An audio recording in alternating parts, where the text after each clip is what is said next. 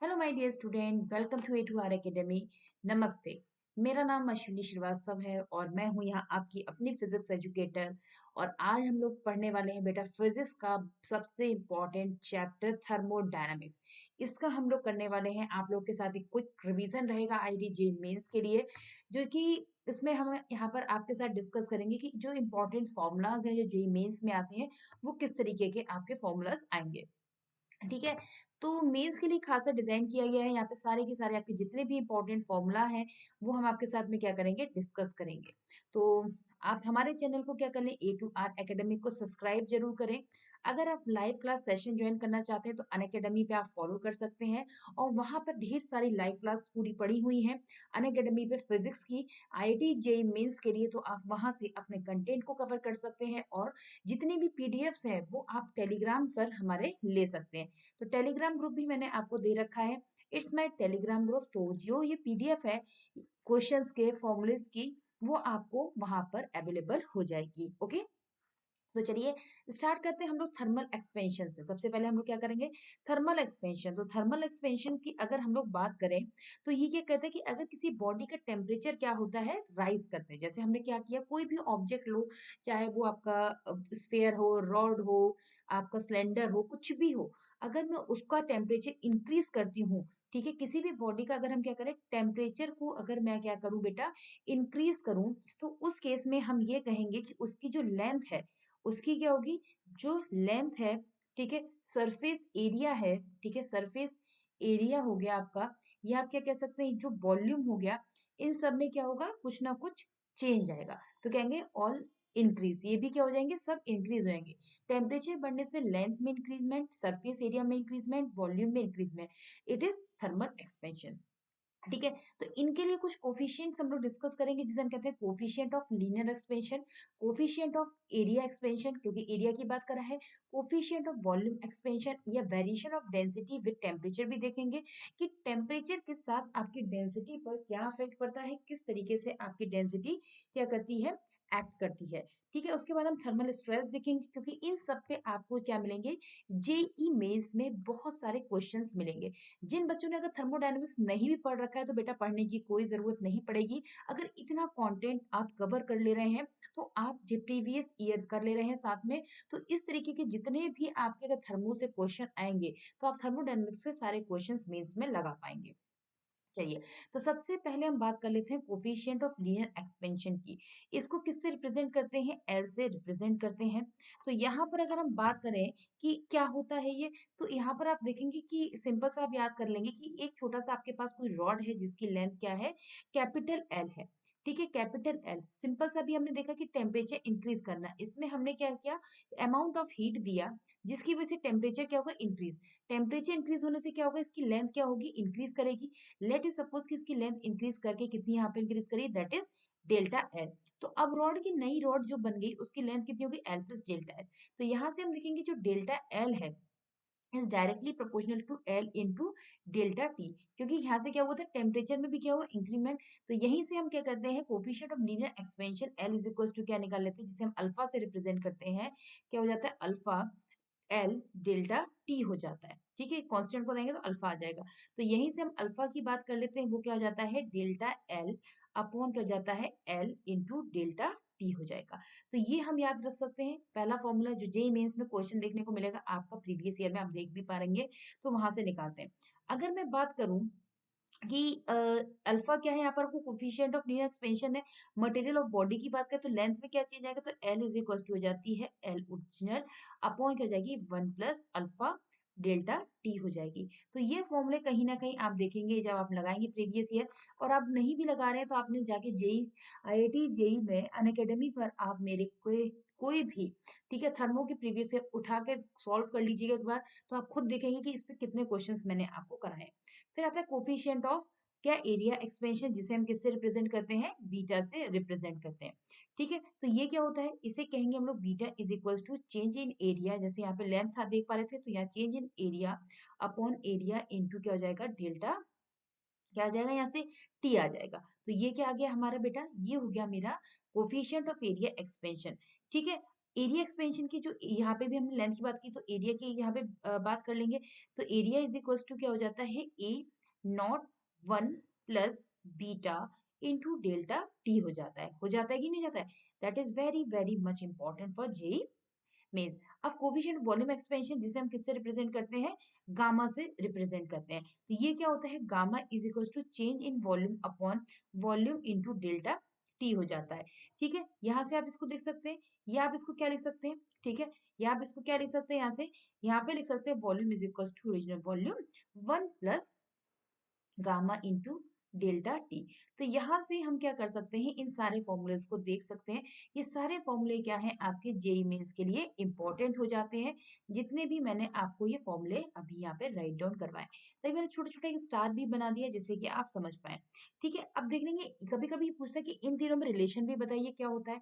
आपसे क्या पूछेगा कि आपको coefficient of linear expansion, coefficient of area expansion and coefficient of volume expansion में रिलेशन बताना है।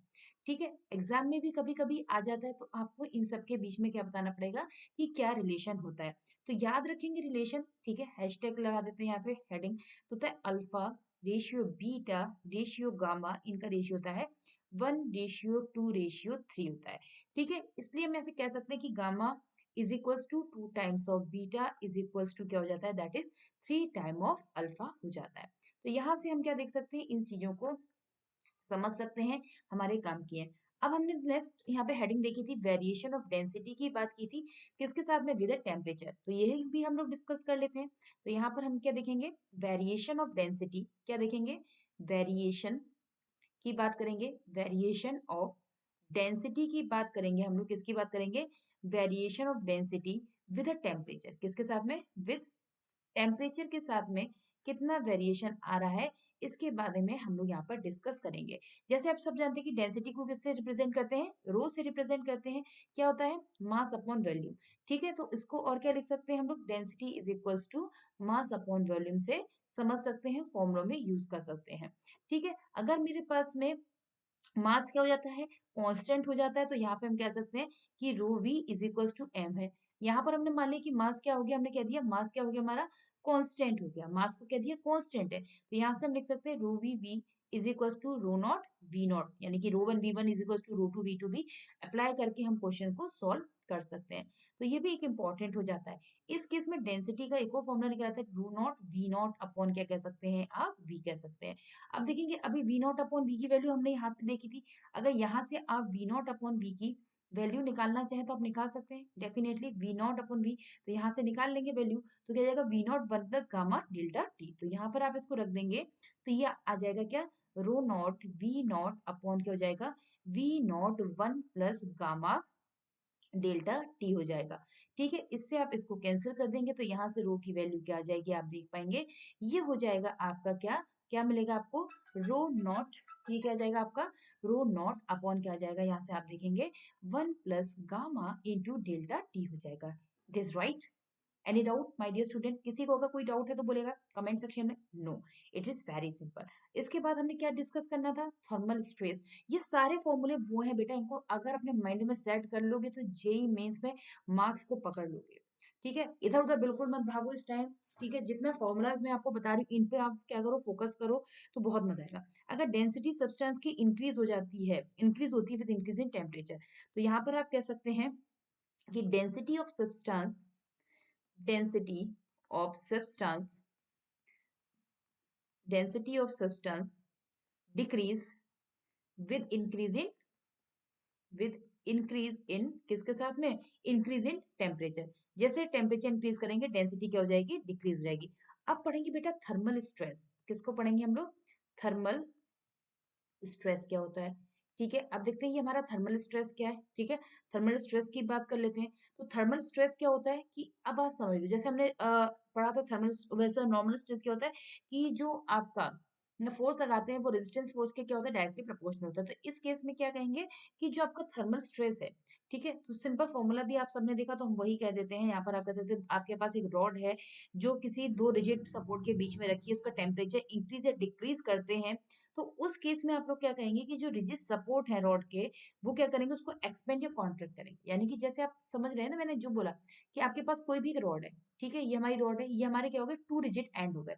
ये हमारा रिजिड एंड 1 है, ये हमारा रिजिड एंड क्या हो गया, 2 हो गया। इसके बीच में क्या रखिए, रॉड रखिए। अगर मैं इसको क्या करूं, कोई हीट दे दूं, अगर कोई भी अमाउंट ऑफ हीट दिया, तो ये रॉड क्या कर सकती है, अपनी लेंथ को इंक्रीज भी कर सकती है और कॉन्ट्रैक्ट भी कर सकती है, मीन्स डिक्रीज भी कर सकती है। ठीक है, तो यही क्या है आपका, यही से स्ट्रेस इसमें क्या हो जाएगा, डेवलप हो जाएगा। इसी को हम थर्मल स्ट्रेस कहते हैं। यानी कि अगर इसकी लेंथ हमने क्या कहा, एल कहा, अगर ये इंक्रीज या डिक्रीज जो भी होती है उसको डेल्टा एल कहते हैं, कि चेंज इन लेंथ। ठीक है, डेल्टा एल क्या हो गया, चेंज इन लेंथ। अब ये चेंज इन लेंथ क्या हो सकती है आपकी, चेंज इन लेंथ, या तो ये आपकी एक्सपेंड हो सकती है, या ये कॉन्ट्रैक्ट, यानी कि ये क्या कह सकते हैं, या तो ये बढ़ सकती है, या फिर कह सकते हैं आप ये डिक्रीज हो सकती है। तो इस केस में हम देखेंगे कि जो डेल्टा एल होता है वो क्या होता है, alpha L into delta T. अभी कोफिशिएंट थर्मल एक्सपेंशन से देखा, तो जो स्ट्रेन होता है, स्ट्रेन क्या होता है, स्ट्रेन क्या होता है, स्ट्रेन होता है आपका क्या, डेल्टा एल, जिसे हम पढ़ा भी है, that is delta L upon क्या हो जाता है, एल होता है change in length upon original. इसकी वैल्यू होगी अल्फा इंटू डेल्टा टी, आप इससे इधर ले जाएंगे। और यंग मॉडुलस क्या होता है, यंग मॉडुलस जिसे हम उसमें पढ़ते हैं प्रॉपर्टीज ऑफ सॉलिड में, यंग्स मॉडुलस मैंने आप लोगों को पढ़ाया भी है, अनअकैडमिक क्लास में आप देख सकते हैं, मॉडुलस पढ़ाया है। इसे वाई से या आप किससे, ई से रिप्रेजेंट करते हैं, वहां से देखते हैं, तो ये कहता है स्ट्रेस अपॉन स्ट्रेन हो जाता है, स्ट्रेस अपॉन स्ट्रेन। तो इस केस में अगर हम थर्मल स्ट्रेस की बात करें कि थर्मल स्ट्रेस क्या होगा, थर्मल स्ट्रेस क्या हो जाएगा, तो थर्मल स्ट्रेस को हम कह सकते हैं, ये क्या हो जाएगा आपका, ये हो जाएगा, यहाँ से हम लिखेंगे यंग मॉडुलस वाई इंटू क्या हो जाता है, delta L, change in length upon original length. तो बेटा ये बहुत इंपॉर्टेंट फॉर्मुलेज हैं, अगेन आई से कि इन पर डायरेक्ट क्वेश्चन आते हैं और आप इजीली मार्क्स को गेन कर सकते हैं। यहाँ पे इसको क्या लिख सकते हैं, गामा इंटू डेल्टा क्या लिख सकते हैं, टी इंटू क्या लिख सकते हो, अल्फा लिख सकते हो। ये आपकी चॉइस है कि किस फॉर्मेट में आपने इसको लर्न करके रखा है। जहां जिस तरीके का डेटा आए आप उसको क्या कर सकते हैं, यूज कर सकते हैं और अपनी वैल्यूज को फाइंड आउट कर सकते हैं। ठीक है, अब बात कर लेते हैं मेजरमेंट ऑफ हीट। किसकी बात कर लेते हैं, मेजरमेंट ऑफ हीट के बारे में बात कर लेते हैं। तो क्या कहता है कि हीट क्या है, इन आपको तो पता है कि ये एक एनर्जी की फॉर्म होती है। अगर मैं इसकी एसआई यूनिट की बात करूं तो क्या होती है, आप बोलेंगे हीट की यूनिट क्या होती है, हीट की यूनिट आप बोलेंगे, यूनिट मैडम होती है, जूल होती है। ठीक है, होती है कि नहीं होती है, यस बिल्कुल होती है। ठीक है, और इसको अनदर यूनिट में क्या कह सकते हैं हम लोग, कैलोरी भी कहते हैं कि नहीं कहते हैं, कि आपकी कैलोरी क्या होगी, इसकी यूनिट हो जाएगी। तो कैलोरी क्या होती है, अगर मैं कहूं आपसे कि 1 कैलोरी वो अमाउंट है जो टेम्परेचर राइज होने पर, मतलब कह सकते हैं ना कि टेम्परेचर 1 ग्राम वाटर का 1 डिग्री टेम्परेचर राइज होने पर जो अमाउंट ऑफ एनर्जी रिक्वायर्ड होता है उसे क्या कहते हैं, 1 कैलोरी कहते हैं। ठीक है, तो यहां से हम कह सकते हैं जो 1 कैलोरी है आपका, कभी कभी क्योंकि न्यूमेरिकल्स में आते हैं, ये कितने जूल के बराबर होता है, दैट इज 4.18 जूल्स के इक्वल होता है। या आप इसको डायरेक्टली यूज भी कर लेते हैं, 4.2, क्योंकि 8 है तो इसका कैरी चला जाता है, तो ये क्या हो जाएगा, 4.2 जूल हो जाता है। तो आप इसको इस तरीके से याद रख सकते हैं, कहीं ना कहीं आपके काम आता है। फिर आती है आपकी कैलोरीमीट्री। फिर क्या था आपका, कैलोरी कैलोरी मीटर। अभी कैलोरी मीटर क्या होता है, ठीक है, जो आपकी हीट को मेजरमेंट करने का काम करता है, कैलोरी मीटर होता है। ठीक है, तो इसको कैसे मेजर करते हैं, इसमें Q इज इक्वल टू ये बताता है M, मास हो गया, S स्पेसिफिक हीट हो गई उसके अंदर छुपी हुई, और इंटू क्या हो जाता है, डेल्टा टी हो जाती है। तो आपको जब कभी ये जनरल फॉर्मूला लगा सकते हैं यहाँ पर, जहाँ क्या हो गया, मास ऑफ सब्सटेंस M क्या हो जाता है आपका, मास ऑफ सब्सटेंस हो जाएगा। ठीक है, मास ऑफ सब्सटेंस हो जाएगा, क्या हो जाएगा, मास ऑफ सब्सटेंस हो जाएगा। एस क्या हो जाएगी, आपकी स्पेसिफिक हीट हो जाएगी, क्या हो जाएगी, आपकी स्पेसिफिक हीट हो जाएगी। और डेल्टा टी क्या हो जाएगा, चेंज इन टेम्परेचर हो जाएगा, डेल्टा टी क्या हो जाएगा, चेंज इन टेम्परेचर हो जाएगा। अब ये जो स्पेसिफिक हीट है ना, ये जो स्पेसिफिक हीट है ना, तो इसको भी हम क्या करते हैं, कैलकुलेट कर लेते हैं, और ये स्पेसिफिक हीट भी क्या हो जाती है, आपकी फाइंड हो जाती है। तो स्पेसिफिक हीट कैपेसिटी, ठीक है, ये क्या होती है, स्पेसिफिक हीट कैपेसिटी क्या कहती है, इसको भी देख लेते हैं। स्पेसिफिक हीट कैपेसिटी क्या चीज होती है भाई, ये सब छोटे छोटे टर्म्स हैं जो कहीं ना कहीं आपके बहुत काम के, क्या होती है specific heat capacity, hashtag measurement of this, hashtag calorimetry, hashtag specific heat capacity. तो कहता है कि अगर मैं कहूँ कि m इज इक्वल टू 1 क्या हो जाए आपका यूनिट मास, क्या हो जाए 1 यूनिट का अगर मास है, और डेल्टा टेम्परेचर कितना हो जाए, अगर आपका 1 यूनिट आपका क्या हो जाए, टेम्परेचर हो जाए, उस केस में हम कहते हैं कि जो स्पेसिफिक हीट है वो किसके बराबर हो जाती है, आपकी Q के बराबर हो जाती है। मेजरमेंट हीट ऑफ किसके बराबर होगी, आपकी स्पेसिफिक हीट के बराबर हो जाती है। तो यहीं से हम कह सकते हैं that is 1 calorie is equals to 4.18 joule के बराबर हो जाएगी। बात समझ में आ रही है कि नहीं आ रही है, मजा आ रहा है कि नहीं? ठीक है, कमेंट बॉक्स में डाल दीजिएगा। अब बात करते हैं मोलर स्पेसिफिक हीट क्या होती है। ठीक है, क्योंकि ये सारे क्वेश्चंस आपके आते हैं। ठीक है, फिर क्या कहते हैं आपके, मोलर स्पेसिफिक हीट, हेडिंग डाल देंगे molar, molar specific, specific heat, क्योंकि इन सब पे आते हैं क्वेश्चन, इसलिए मैं आपको ये सब चीजें करा रही हूँ जिससे कि आपके क्वेश्चंस में कोई प्रॉब्लम नहीं है। ठीक है, अब मोलर स्पेसिफिक हीट क्या होती है, जैसे कि आप कह सकते हैं इसको हम किससे रिप्रेजेंट करते हैं, स्मॉल एस से ही रिप्रेजेंट करते हैं। क्या होती है, स्मॉल एस से रिप्रेजेंट होती है। तो ये क्या होती है, मोलर स्पेसिफिक हीट क्या होती है, कैपिटल सी, इसको इसे नहीं लिखो, इसको मैं आपको सामने, एक मिनट, रेजर कहाँ गया मेरा, ठीक है, इसको इरेजर से इरेज कर देते हैं, समझने में बहुत ही मजेदार चीज है। अब देखो ये चीज समझना है कि जो स्पेसिफिक हीट होती है एस, और जो मोलर स्पेसिफिक हीट होती है, इसको रिप्रेजेंट करते हैं कैपिटल सी से रिप्रेजेंट करते हैं। तो इनके बीच एक रिलेशन होता है, जो मोलर स्पेसिफिक हीट होती है सी इज इक्वल टू होती है एस इंटू एम के बराबर होती है, ये याद रखेंगे, capital C is equal to S into M. ये बहुत सी बुक में इसको स्मॉल सी से भी रिप्रेजेंट करते हैं। ठीक है, तो क्योंकि स्पेसिफिक हीट सी क्या है यहाँ पर आपकी, सी क्या है, आपने कहा मोलर स्पेसिफिक हीट होती है। ठीक है, और जो एस होती है इसको कहते हैं हम लोग स्पेसिफिक हीट कहते हैं। ठीक है, तो बहुत जगह बुक्स में इसको स्मॉल एस से भी रिप्रेजेंट किया गया है या स्मॉल सी से भी किया है, तो इसमें कंफ्यूजन क्रिएट नहीं करना है कि madam capital C is equal to small C into M होता है, तो ये भी होता है, बहुत अलग अलग बुक्स में इसको इस तरीके से दे रखा है। लेकिन क्वेश्चन बहुत आते हैं इन कॉन्सेप्ट पे, that is very very important concept, जिस पे क्वेश्चन देखने को मिल जाएंगे। बात समझ में आ गई कि नहीं आ गई? अगर इसकी यूनिट की बात करें कि इसकी जो यूनिट है वो क्या होती है, तो इसकी यूनिट होती है जूल पर मोल पर केल्विन। ठीक है, जूल पर मोल पर केल्विन हो जाती है, याद रखेंगे। ठीक है, जबकि स्पेसिफिक हीट की क्या होती है, अगर मैं आपसे कहूं कि स्पेसिफिक हीट, ये स्पेसिफिक हीट की यूनिट क्या है, तो इसकी भी यूनिट आप देख लीजिए, इसकी यूनिट क्या होती है, स्पेसिफिक हीट की यूनिट क्या होती है, जल्दी से बताइए, देखते हैं। ये होती है स्पेसिफिक हीट की यूनिट की अगर हम बात करें, ये होती है जूल पर किलोग्राम, जूल पर किलोग्राम पर डिग्री सेंटीग्रेड, या पर केल्विन भी आप कह सकते हैं, जैसा भी आप करें। ठीक है, डिग्री सेंटीग्रेड, तो ये किसकी हो गई, आपकी स्पेसिफिक हीट कैपेसिटी हो गई। डिग्री सेंटीग्रेड कह सकते हैं, या जूल पर किलोग्राम, या क्या कह सकते हैं, जूल पर किलोग्राम पर केल्विन भी कह सकते हैं। ठीक है, तो दोनों के यूनिट में जूल, यहाँ पे मोल आएंगे, याद रखिएगा, यहाँ पे मोल आएंगे, वहां किलोग्राम आएंगे। तो ये कंफ्यूजन नहीं होना है कि जब भी यूनिट दे रखी हो, इस यूनिट की हेल्प से ही क्या कर सकते हैं आप, चीजों को स्पेसिफाई कर सकते हैं कि ये आपकी मोलर दे रखी है, जब भी मोलर है तो भैया मोलर आएगा, यहाँ मोलर दिख रहा है ना, और दूसरे में स्पेसिफिक है तो वहां पे आपके किलोग्राम्स आ जाएंगे। अब दो तरीके की आपकी क्या होती है, स्पेसिफिक हीट होती है। ठीक है, तो हम देखेंगे two type of specific heat है कि two specific heat, two specific heat of gas. ठीक है, जो गैस होती है उसकी टू टाइप की स्पेसिफिक हीट्स होती हैं, कौन कौन सी होती है, एक होती है specific heat at a constant pressure, एक होती है specific heat at the constant volume होती है। ठीक है, तो ये दो तरीके की हीट होती है, इन दोनों के, ये होती है specific heat at a constant, at a constant pressure, इसको हम सीपी से रिप्रेजेंट करते हैं।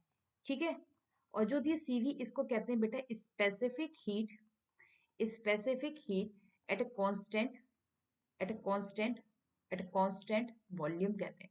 ठीक है, तो सीपी की वैल्यू हमेशा क्या होती है, सीवी से क्या होती है, बड़ी होती है। अगर दोनों के बीच रिलेशन की बात करें तो क्या होता है, CP minus CV is equal to R होता है। ये भी याद रखेंगे क्योंकि इस पे क्वेश्चंस आते हैं। ठीक है, नेक्स्ट इसके बाद अगर हम बात कर लें कि सीपी अपॉन सीवी क्या होता है, तो सीपी अपॉन सीवी क्या होता है, गामा होता है, जिसे हम इंडेक्स वैल्यू भी कहते हैं।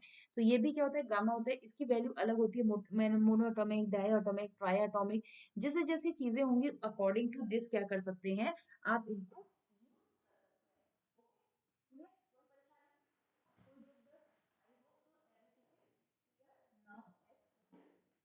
यहाँ तक सभी को बात समझ में आ गई, एक बार बताएंगे यस इट इज क्लियर।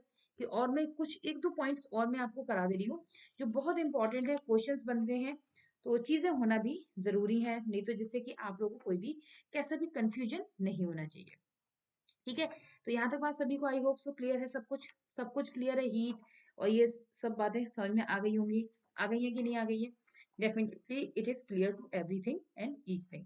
अब यहीं से एक डिग्री ऑफ फ्रीडम वाला भी कॉन्सेप्ट आता है, तो वो भी मैं आपको यही साथ के साथ क्या करा दे रही हूँ, राइट डाउन करा दे रही हूँ, जिससे कि स्पेसिफिक हीट का जो कॉन्सेप्ट है ना, वो नेक्स्ट चीजों में ना जाए। करा दें, बताइए, क्वेश्चन में आता है तो करा दिया जाए एक बार। आप लोग बोलेंगे तभी मैं कराऊंगी, अदरवाइज नहीं। चलिए, तो स्पेसिफिक हीट और मोलर स्पीड में अभी कोई रिलेशन देख लेंगे। जैसे कि मैंने आपको specific heat and molar specific heat, इसमें भी बहुत इंपॉर्टेंट है ये चीज, क्योंकि आईआईटी में क्वेश्चंस आ रहे हैं, तो इसलिए मैंने सोचा कि आपको सारी चीजें एक जगह दे जाए। Specific heat and molar specific heat, ठीक है, क्योंकि ये भाई आईआईटी में बहुत बहुत काम का कॉन्सेप्ट है और करता है। तो स्पेसिफिक हीट अभी मैंने बताया सी, कैपिटल सी से रिप्रेजेंट करेंगे, जिसको आप क्या लिख सकते हैं, ये होती है डेल्टा क्यू अपॉन क्या हो जाएगी, एम इंटू डेल्टा टी हो जाएगी। ठीक है, तो ये जो कौन सी हो गई आपकी सी, तो यहाँ से ये याद रखेंगे, जो ये क्या है, यहाँ पे इसको स्मॉल सी है, ये स्मॉल सी की जगह आप इसको एस लिख सकते हैं, या इसको लिख सकते हैं स्मॉल सी। ठीक है, स्मॉल सी ऐसा छोटू सा रहेगा। ठीक है, कैपिटल सी, ये हमारी क्या है, स्पेसिफिक हीट है, ये भी साथ साथ मिलेगी स्पेसिफिक हीट। अगर मैं मोलर हीट की बात करूं तो इसे कैपिटल सी से लिखेंगे, जिसकी वैल्यू क्या होगी, डेल्टा क्यू अपॉन, यहाँ पे एन था, यहाँ पे क्या आ जाएगा, एन इंटू क्या हो जाएगा, डेल्टा टी हो जाएगा। तो ये क्या हो जाएगी आपकी, यहाँ से देख लीजिए, ये हो गई आपकी मोलर मोलर स्पेसिफिक हीट हो गई, क्या हो गई, मोलर स्पेसिफिक हीट हो गई। दोनों के बीच रिलेशन की बात करें तो capital C is equal to क्या होता है, एम इंटू स्मॉल सी, ये आप क्या कह सकते हैं, कैपिटल एम इंटू एस भी कह सकते हैं, जिससे कि किसी भी तरह की कंफ्यूजन क्रिएट नहीं होगा आपको इस बात में। ठीक है, सीपीसीवी की बात कर लेंगे तो यहाँ पे डेल्टा क्यू की बात करेंगे तो ये क्या हो जाता है, कॉन्स्टेंट वॉल्यूम में एम सीवी डेल्टा वी, किसके लिए हो गई, फॉर अ कॉन्स्टेंट, और कांस्टेंट वॉल्यूम के लिए। जब भी हम कांस्टेंट वॉल्यूम की बात करेंगे उस केस के लिए, ठीक है, delta Q is equals to हम क्या कहेंगे, M C P delta T, ये किसके लिए जाएगी, फॉर कांस्टेंट प्रेशर के लिए हो जाएगी। ठीक है, दोनों के बीच रिलेशन बता दिया मैंने। तो सीवी इज इक्वल टू, एक और रिलेशन याद करेंगे, डिग्री ऑफ फ्रीडम के फॉर्म में एफ बाई टू इंटू क्या होता है, आर होता है, किसके फॉर्म में, in the degree of freedom, जहां पे एफ क्या है आपकी, degree of freedom, D O F कहते हैं। ठीक है, सीपी की वैल्यू क्या होती है, ये होती है F by two plus one into क्या हो जाता है, आर हो जाता है, क्योंकि क्वेश्चन आते हैं तो इसलिए सारे फॉर्मूले भी समझना जरूरी है। ठीक है, अगर मैं बात करूं कि अगर आइसोथर्मल, ये मोलर स्पेसिफिक हीट की बात कर लेते हैं, जो कैपिटल सी है ना, कैपिटल सी जो है वो जीरो से लेके इन्फिनाइट के बीच में क्या करता है, लाई करता है। ठीक है, अगर जीरो की वैल्यू है तो हम कह सकते हैं ये क्या है आपका, आइसोथर्मल है। ठीक है, अगर ये इन्फिनाइट है तो इस केस में हम क्या कहेंगे, दैट इज एडियाबेटिक, ये क्या है आपका, एडियाबैटिक हो जाएगा, तो ये आप याद रखेंगे। ठीक है, बाकी एक चार्ट बनवा देते हैं, ये देखो, सॉरी सॉरी सॉरी, गलती से यहाँ लिखा हुआ है एक पेज में।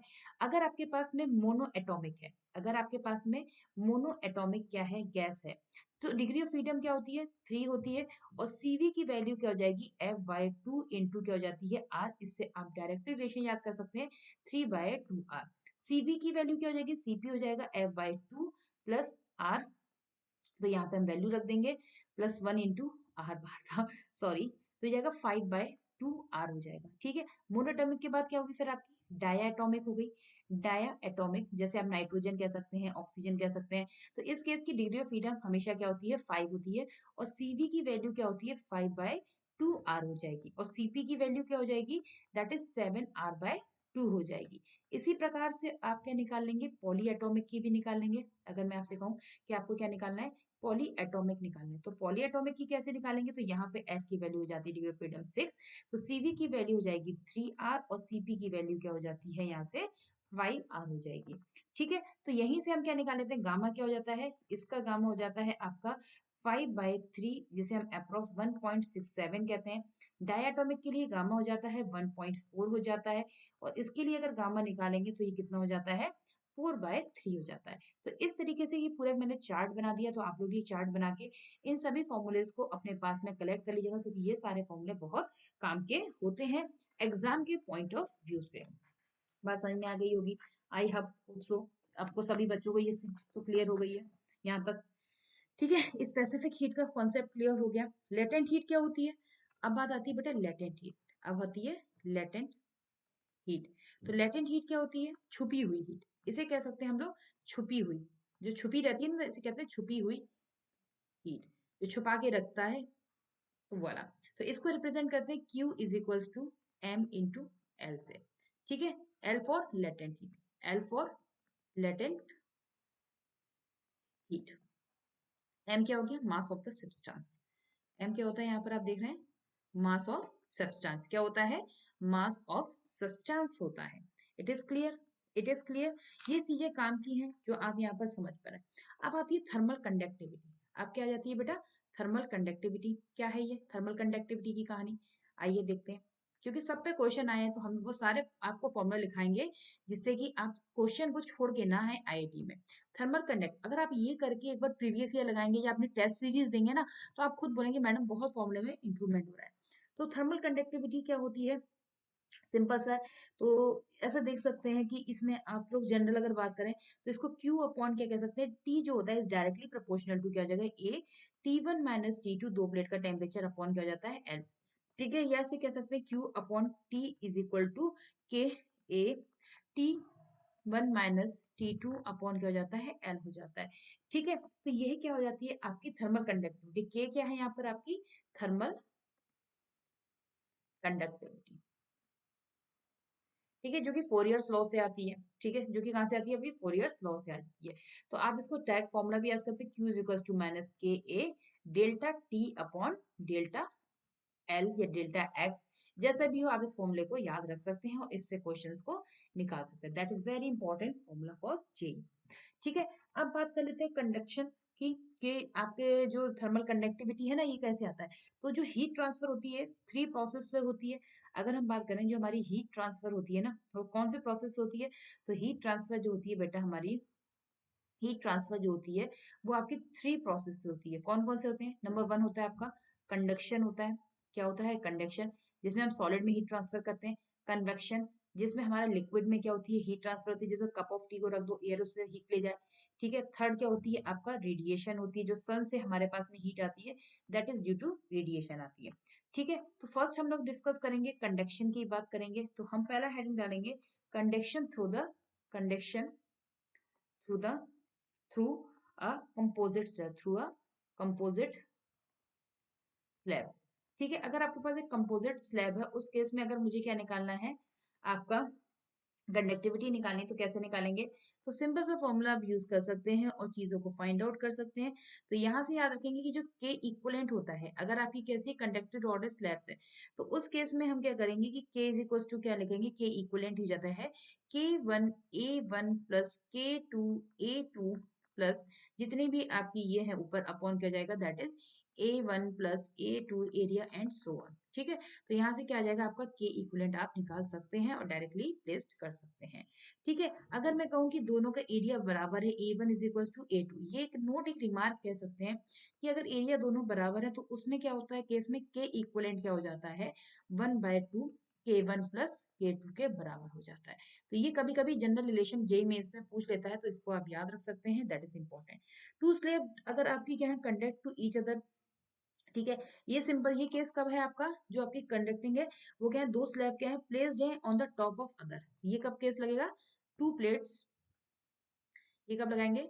टू प्लेट, टू प्लेट जो होंगी आपकी, टू प्लेट, या आप कह सकते हैं स्लैब्स, या आप कह सकते हैं slabs placed, placed placed on top of the other, on top of the top of the other. मतलब एक के ऊपर अगर दूसरी प्लेट रखी है, उस केस में हम ये फॉर्मूला यूटिलाइज करेंगे।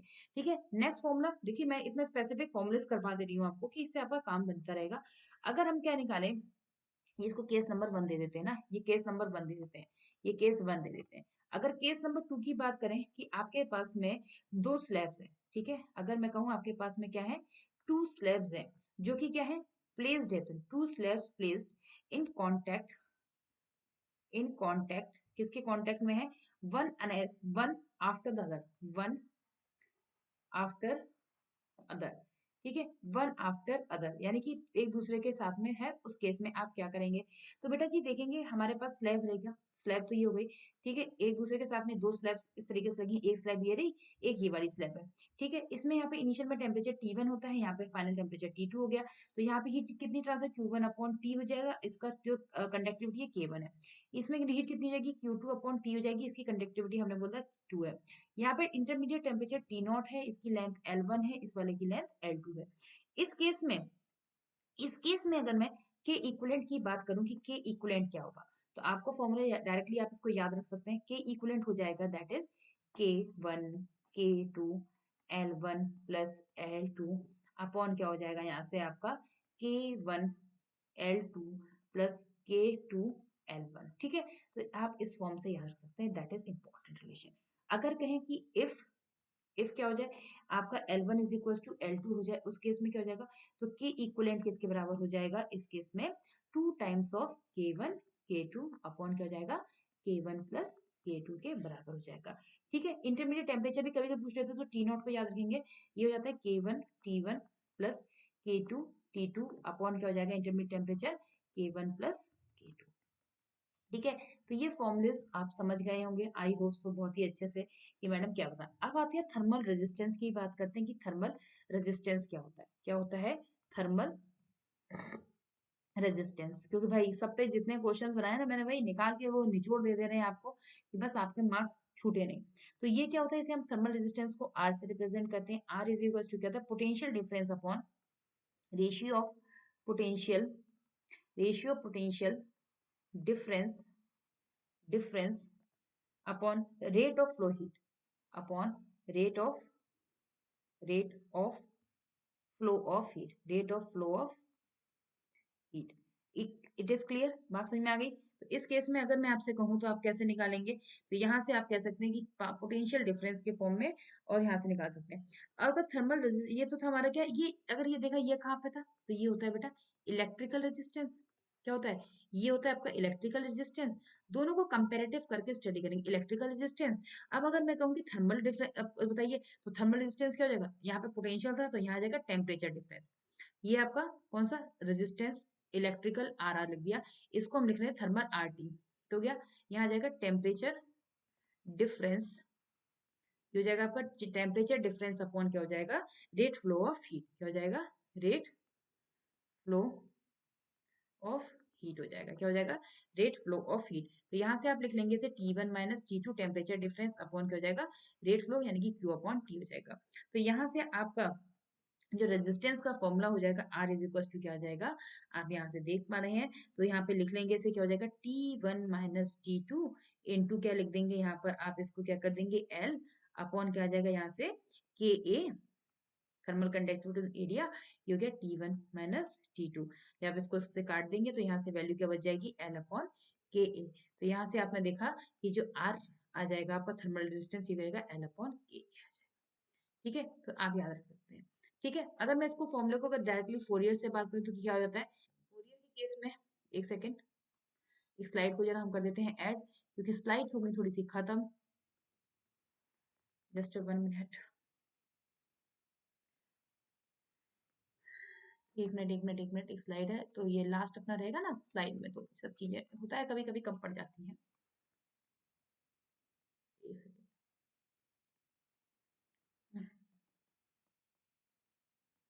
एक मिनट बेटा, एक second, just few seconds wait करेंगे आप लोग, फ्यू सेकेंड्स। हाँ, तो अभी हम कहाँ पे चल रहे थे, यहाँ पे थे। तो इसको आप फोरियर से भी डायरेक्टली अपने माइंड में सेट कर सकते हैं। फोरियर बाबा क्या कहते हैं, that is Q is equal to क्या होता है minus K A delta T upon delta X. Short trick समझा रहे हैं, के क्या है यहाँ पर आपकी, के क्या है, आप कहेंगे दैट इज थर्मल कंडक्टिविटी होती है, थर्मल कंडक्टिविटी होती है कि नहीं होती है, आप कहेंगे यस ऑफ कोर्स मैम। तो यहाँ से बाकी ए क्या हो गया, एरिया ऑफ स्लैब हो गया, एरिया ऑफ स्लैब हो जाएगा, ठीक है। बाकी टेम्परेचर तो आपको पता है, और एक्स क्या हो जाएगी यहाँ पे डी एक्स क्या होती है, लेंथ ऑफ स्लैब हो जाएगी, that is length of slab हो जाएगा, क्या हो जाएगा लेंथ ऑफ स्लैब हो जाएगा। तो यहाँ से हम देखेंगे Q इज इक्वल टू, ठीक है। अब आपको रेजिस्टेंस निकालना है, तो रेजिस्टेंस क्या है, अभी मैंने आपको दिखाया कि अगर हम रेजिस्टेंस की बात कर रहे हैं तो रेजिस्टेंस क्या आ रहा है, एल अपॉन के ए आ रहा है।